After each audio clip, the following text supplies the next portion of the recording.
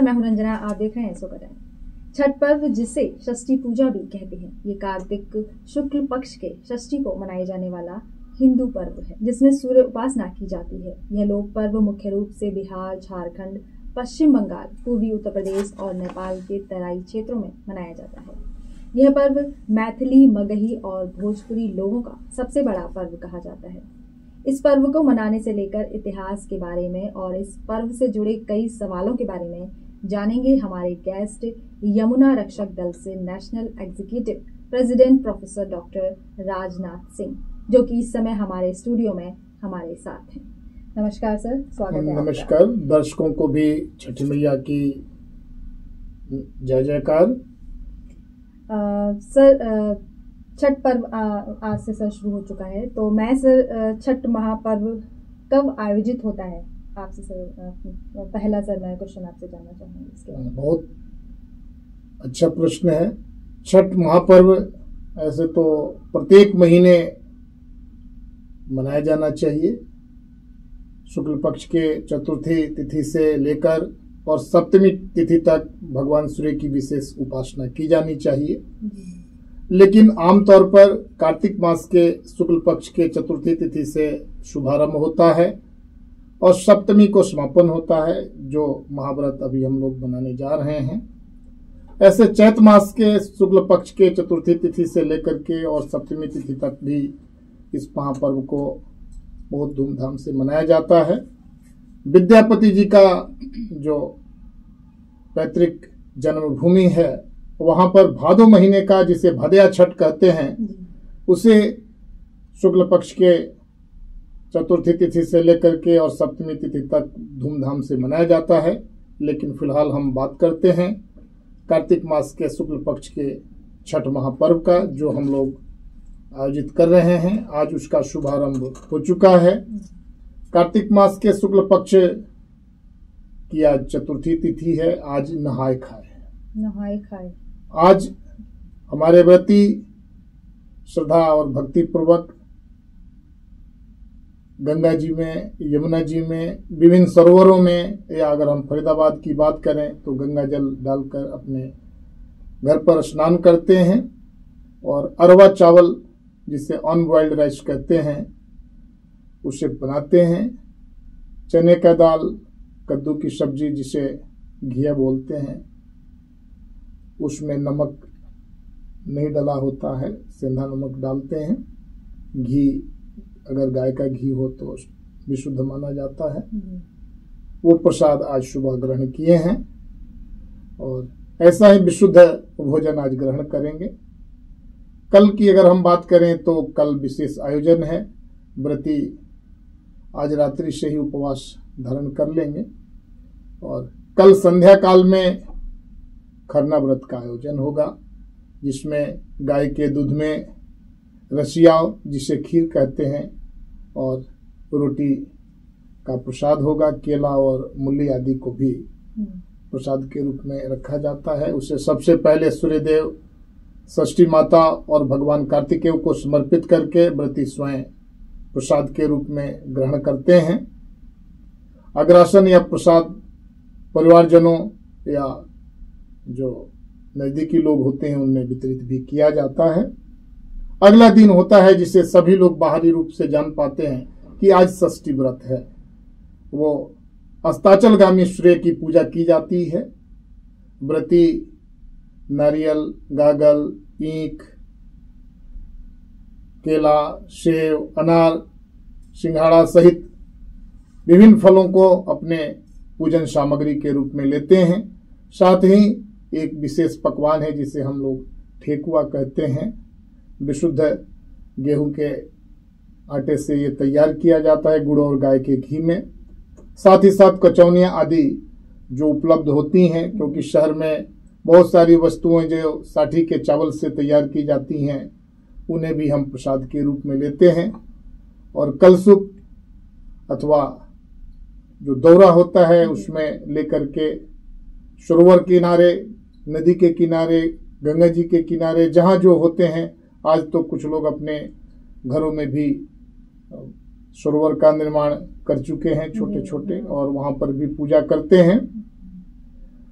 अगले दिन यानी जो सप्तमी की उदयमान सूर्य की आराधना है, उसे पुनः इन्हीं फलों और पकवानों के साथ पूरे श्रद्धा और निष्ठा भाव से उदयमान सूर्य को समर्पित करते हैं, अर्घ देते हैं।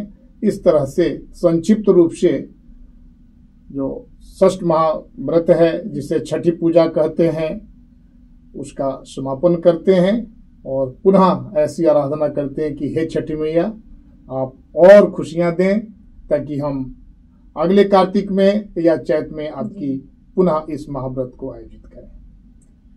सर, छठ पर्व का क्या महत्व है?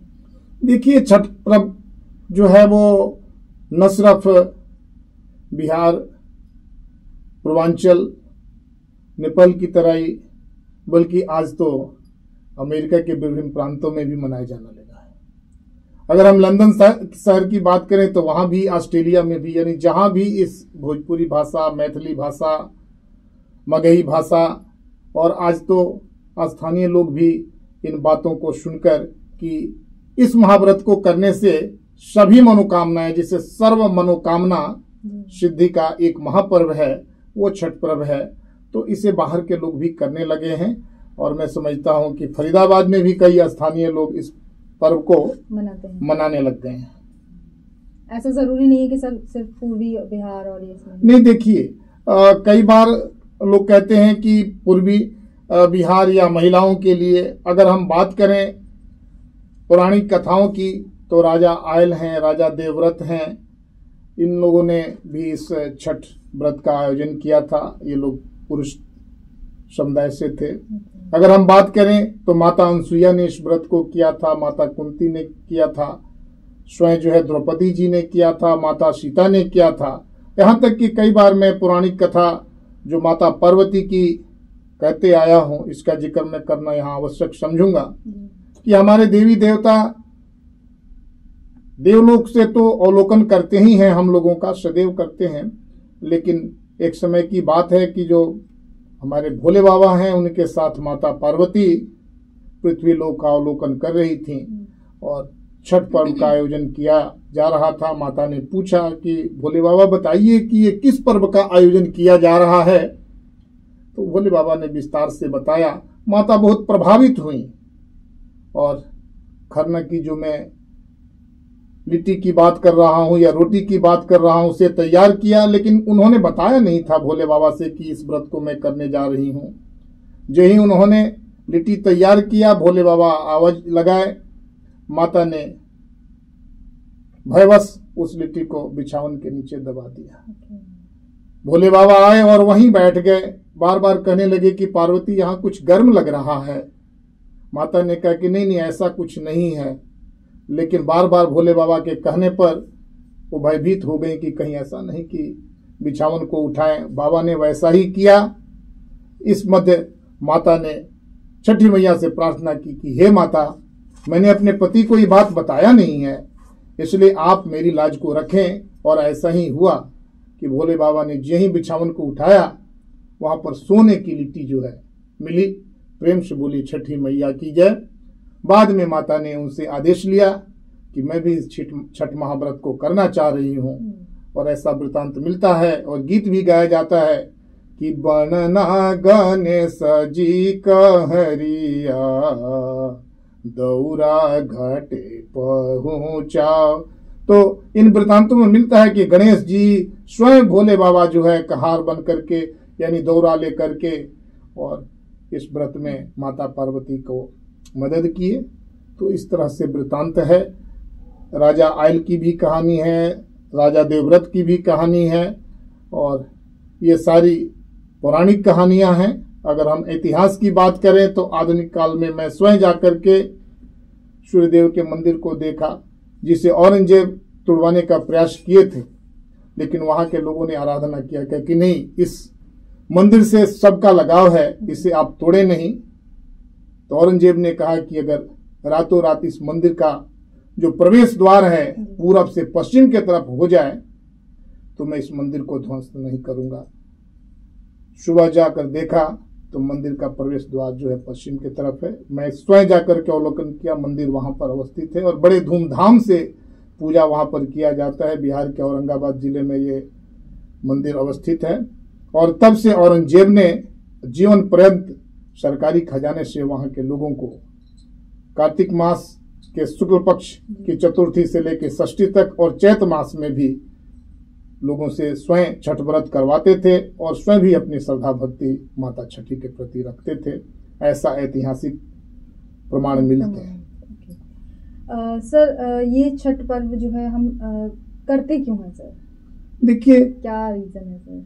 छठ के जो कहानियां अभी हमने बताई कि कई बार कुछ लोग शादी के 12 साल बाद भी राजा देवव्रत को कोई पुत्र नहीं था, उन्हें पुत्र की प्राप्ति हुई। अगर शाम की बात करें तो वो कुष्ठ रोग से पीड़ित थे, उन्होंने व्रत को किया और उनका कुष्ठ रोग जाता रहा। तो इन तमाम भौतिक परेशानियों, दैहिक परेशानियों, दैविक परेशानियों से निकलने का एकमात्र साधन इस कलयुग में भी ये छठ महाव्रत है। और विशेष रूप से इस छठ महाव्रत की एक कहानी कुछ शब्दों में कहना चाहूंगा कि छठ मैया की कृपा हमारी बहनों पर विशेष रूप से रहती है। 6 भाई थे, उनकी एक बहन थी। भाई लोग बाहर कमाने चले गए।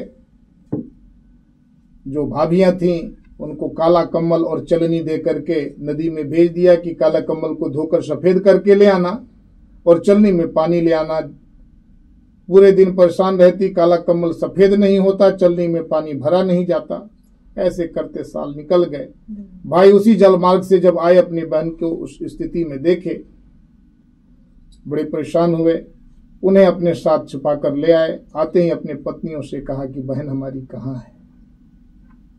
बताया कि वो यहीं कहीं होगी, आप लोग हाथ पैर धोइए, भोजन कीजिए। बोला कि नहीं, बहन को ले आइए।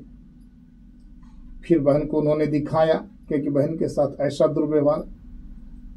तो उसके बाद से भाभियों ने कहा कि नहीं, हम उनके साथ अच्छा व्यवहार करेंगे। इस कहानी का सारांश यह है कि इस कहानी में न सिर्फ किसी जाति, धर्म, संप्रदाय, महिला, पुरुष यानी सबके प्रति कहीं न कहीं दया का भाव जो है, उस बहन के प्रति देखिए दया का भाव हुआ। वो पूरे साल तो आए नहीं, लेकिन छठ महाव्रत पे हमारे समाज के लोग घर पर जरूर जाते हैं, पूजा जरूर करते हैं।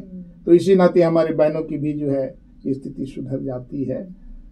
और एक बात मैं जरूर कहूंगा, अगर आप पूछना चाहें तो पूछ भी सकें कि इसका फायदा क्या है, तो फायदा आपको बता दें कि ये क्षेत्रीय एकता और अखंडता को मजबूत करती है। क्योंकि इसके अगर आप विभिन्न सामग्रियों को देखें, जैसे नारियल है, देश के किसी और कोने से आता है। अनानास देखें तो किसी और कोने से आता है। गागल देखें तो किसी और कोने से आता है।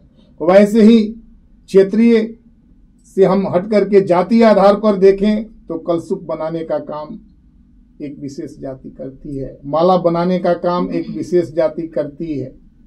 जो गले में बद्धी पहनते हैं उसका काम विशेष जाति के लोग करते हैं। इसमें सबका समन्वय होता है। तो ये शुरू से ही समन्वय यानी सबको जोड़ करके रखने का भी महाव्रत है। और जहां पर हम सभी एक होंगे तो निश्चित तौर से समृद्धि आएगी, सुखी रहेंगे हम लोग, संपन्न रहेंगे लोग। और ऐसे ही छठी मैया की कृपा बनी रहती है। इसका आध्यात्मिक भी और वैज्ञानिक भी यही रहस्य है। क्या सर आप करते हैं व्रत? जी, मैं इस छठ व्रत को वर्ष 2002 में करना आरंभ किया और बीच में एक आध बार ऐसी स्थिति आई जब घर में कुछ गलत हो जाता है तो इसे नहीं किया जाता है। जैसे मेरे माताजी का देहांत हो गया या भाभी जी का देहांत हो गया या मेरी बिटिया रानी का देहांत हो गया।